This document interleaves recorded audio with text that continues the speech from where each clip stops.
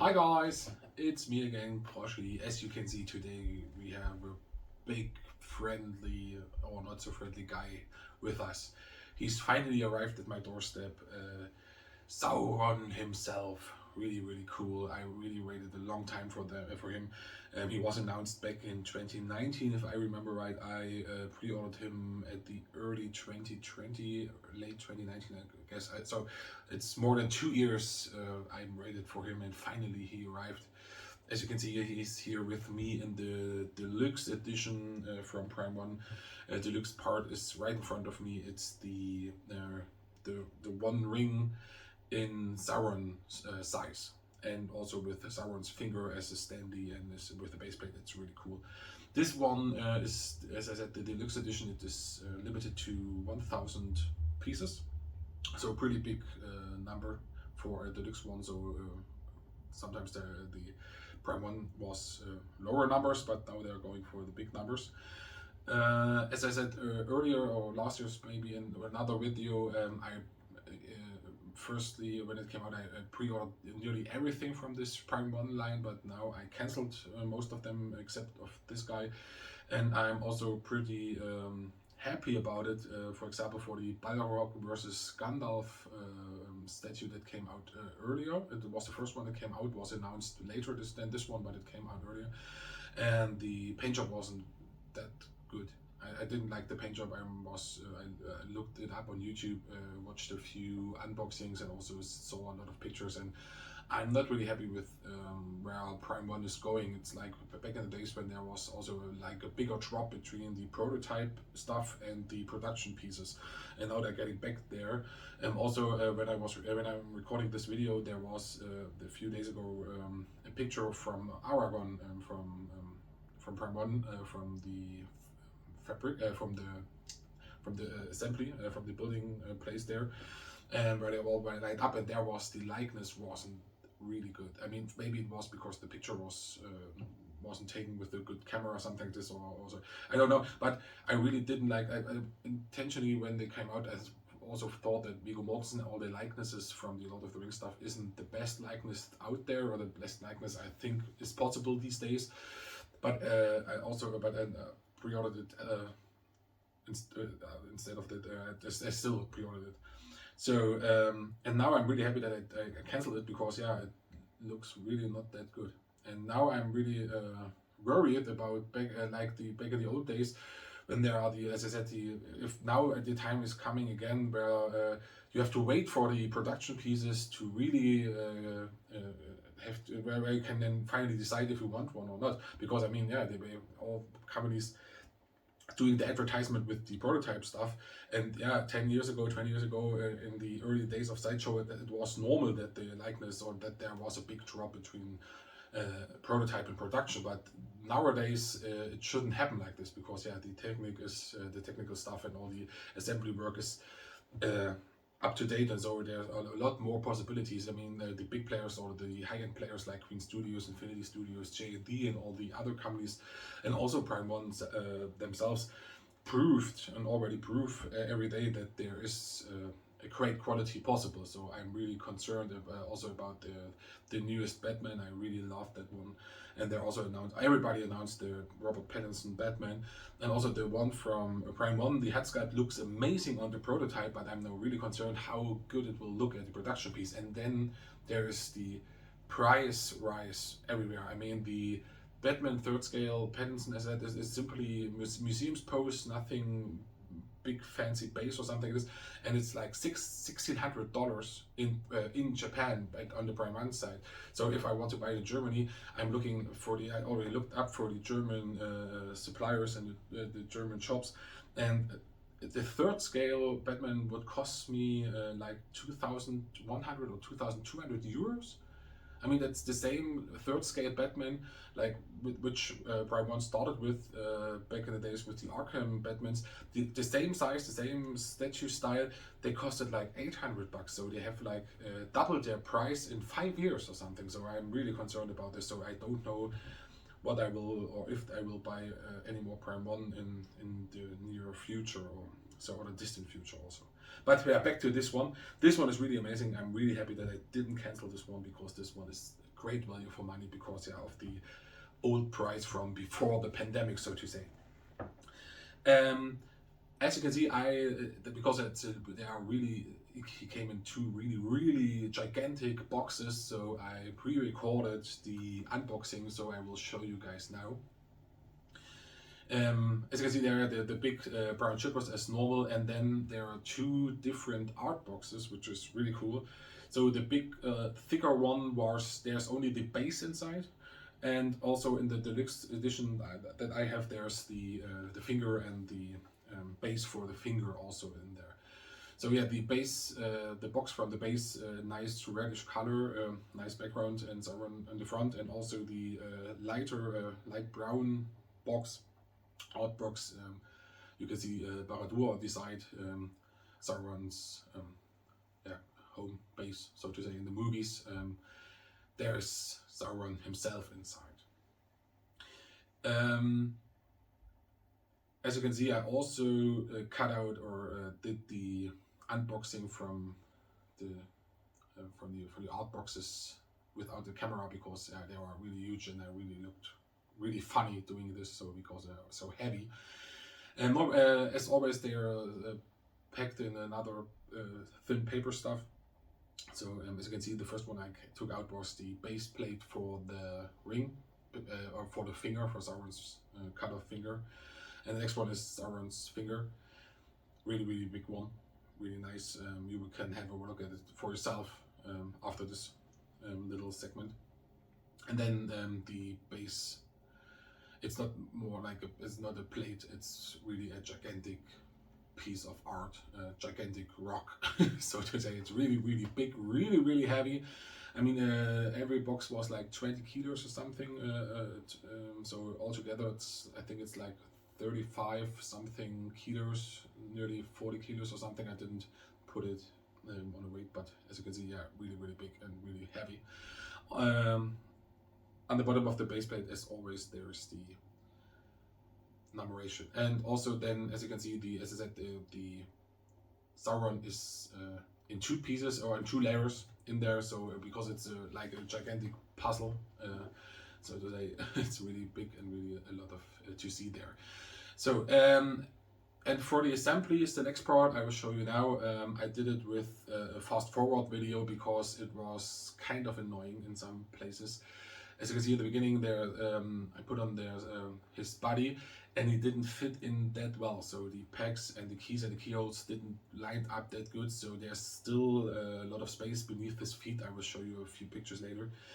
And the first thing to assemble is a lot of these battle stuff on the base plate. It's there's body armor, there are weapons, swords, helmets, shields, so a lot of decorative stuff from the battle on the base, and also the skulls and bones are all already on the base, so you don't have to assemble them. The next thing is the spikes on his knees, and then what took me the most time, as you can see, even in the fast forward version of this video, as I said, it took me about 20 to 25 minutes altogether. It was the chain armor. You have to put it in there, and then also on the armor plate, and then you have to fiddle it under the body armor. And I wanted to be very careful because everywhere on the assembly video from Prime1 and also in these assembly instructions inside the box, there says be careful, and I really didn't get it right in the beginning. So I had like, I don't know, I tried it like for 5, 6, 7 times. So as you can see, I'm still fiddling with it. And then the funny part is there's 2 of them because it's one in the front and one in the back. So, but it's really heavy, real chain armor material, so it's really cool. And then finally I got assembled it, and as you can see, the back was then I was got used to it, so it was faster. And the next one are also a few base plates, the arms, of course, the legs were attached to the body, as you saw, and then there is the cape. It's a mixed media, as you can already see. There's a lot of mixed media here. The cape is fabric. A few of the armor pieces and of the decorative stuff on the base plate is like a plastic, some kind of stuff, some lighter material, and also parts of the helmet are lighter material. I will show you guys later. There's also one of the spikes that is a little bit bent on my one. I don't know if it's from a fabrication error, or is it has to be because of the weathered or the used look on the Armour, and this he's not coming out of the closet right with his Armour. Yeah. So that's a lot of pieces as you saw. So I think come over here, guys, and have a look for yourself, that you can make up your mind for yourself. The first thing I think I want to show you guys is right in front of me is the ring. It's really cool. As you can see, it's a rock base, a lot of armored details, also weathered looks there, a nice sculpt, a nice paint job there. It's also fits in with the key. It's all a big magnet, so you can't take it off there because there's also a magnetic lock there, so you can take it off like this. Really cool. And then you have it for yourself. So it's really metal, really big. It's really heavy as well. So I mean, I'm not a small guy and have quite big hands, so you can see how freaking big this one is. It's really cool, and that I think it's one of the coolest deluxe or special editions of statues I've ever saw. I mean, normally you have like another alternative head sculpt or some more additional arms or something like this, but a completely standalone piece that is awesome for itself and it's really big for itself is really kind of unique. I don't remember anything like this before, and also not from Prime 1. Next to it, you can see I left for you out of the box is the assembly instruction, where you, as normal as you collect your Prime 1 for yourself, you will know these things with the pictures in the box, then outside of the box, and then also the instruction step by step, like as you can see, 35 steps. So even with this and with the video, it took me, like as I said, 20-25 minutes. And also as normal, there are different advertisement pictures there from God of War, from Ghost of Tsushima, from Berserk, from the anime or from the manga, I'm sorry, and also from Game of Thrones, Daenerys Targaryen. I really looked forward to this one, but that's also one of the examples from the sloppy, I don't want to say sloppy, but from the, they're kind of sloppy, yeah, it's kind of sloppy, head sculpt or production quality in comparison to the prototype stuff. So because I think the likeness isn't there that good. I mean, on the pictures that's even the prototype, but maybe you can have a look for yourself. The production pieces weren't that accurate. I don't saw Emily Clark in there for that amount of money. I think that's, I already mentioned when we speak about here about very high-end collectibles, very expensive collectibles, kind of art collectibles, and then for such high amount of money I expect nothing than perfection. So it's kind of yeah, it's a shame when there's that drop between production and prototype. But getting back to Sauron himself, let us start at the bottom. The base is really cool. As you can see, it's like a copper weathered look with the green parts in there, the weathered effects inside the writings. It's really cool. Also the cracks, so the paint job and the sculpt are really nice here. Then the next to it, it's the and there you can see the rocks and the lightning from the molten stone and from the lava, from the volcanic stuff there. I know from wrote in the internet or in some pages or in some YouTube comments that people said it looks like a bit cartoonish, the paint job, but I think it's really cool. Maybe if you're a collector yourself, you know that it's always tricky to get a good paint job or to let fire or firish stuff look good on non-translucent material. So if you have to do the paint job or you have to paint fire only with the yellow and reddish colors, so it's always kind of tricky. And so I think that's a really good job. And also the lightning effect beneath the rock and to the top of the rock is really well made, and also in the comparison to Balrog versus Gandalf, it's really nice and really cool. Then you can see, as I said, it's like a mixed statue from the first movie, but it's like Mount Doom meets the battle. So it's like it's like artist freedom to compare them and put them together. Then yeah, as you see the stone, the sculpts are really nice. There's also weathered looks on the bones. There are really a lot of details. The weathered and also battle damaged armor stuff is really cool. I like this one the most. You can take it off so you can see the weathered look is really nice. The paint job is really cool. Also the sculpting is really cool with all the damage here. It's just like a plastic material, so it's not polystone or something, but it's really nice. And also there on the back there's the different weapons, and also the shield there is a really nice weathered look. On the sword you can see also the really nice details there, the difference between up there with the golden colors and then to the blade downwards, so it's really cool. And also the skulls everywhere between them, that's really nice. So, and also as you can see, the nice one is the armor. I mean, a lot of people were concerned about the quality of the armor, and I really must have to say that's a really well made armor. I don't own the old Vita Sauron and also the Sideshow Sauron. I just know them from pictures, so I can compare them in person, but I must say this is really amazing. I really like this one. You also like everything on this statue. You see the weathered effects, the weathered looks there, the metallic shiny parts also, but also, and nothing looks too bland or too boring or too clean. So it's a really nice round effect there, a really nice battle damage look there. As I said, the cape is posable with the wire stuff in it, so you can pose them. I'm not always the best poser when it comes to capes. As you can see also here on the side, maybe I don't know if you can see it with the light, there's also the weathering effect on the fabric. That's really cool. So it's getting lighter on the tips there. Also a bit weathered with a few holes, and so that's really cool. Also you can see the different. I mean, it's a lot of silver, of course, but there are also different color types there, like also like a copper golden touch here on the handle, and also the different color types are the different silver types here in the armors, and also the comparison to the sculpting. So it's really cool.